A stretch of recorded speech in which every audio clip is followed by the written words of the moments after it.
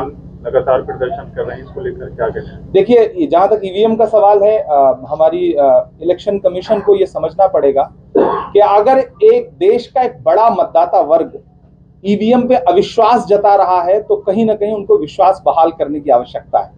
तो election commission को इस पे सोचना पड़ेगा।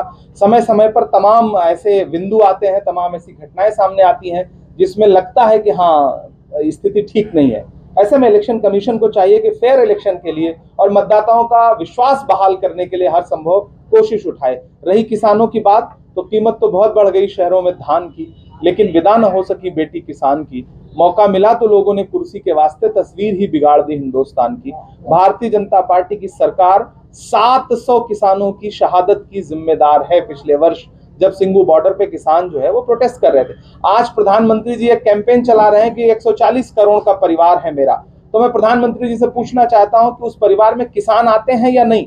अगर आते हैं तो जो 700 किसान शहीद हुए हैं उनके घर आप कब जा रहे हैं? उस 140 करोड़ के परिवार में कठुआ, हाथरस, उन्नाव, सोनभद्र की बेटियां आती हैं या नहीं? अगर आ रही हैं तो फिर आप अपराधियों के साथ क्यों खड़े हैं?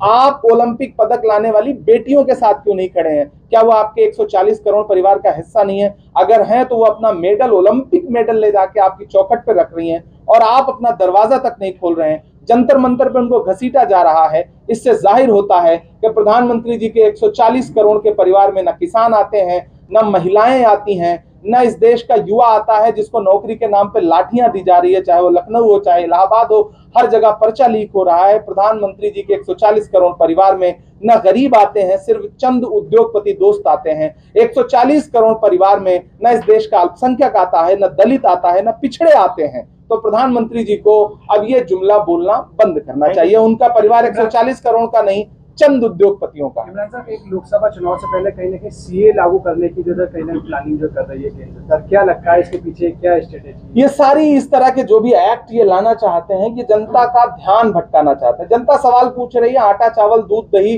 पनीर, छाछ, लस्सी पे जीएसटी क्यों लगाई? कफन पे जीएसटी क्यों लगाई? पेंसिल पे जीएसटी क्यों लगाई? इनको सबको क्यों महंगा कह दिया?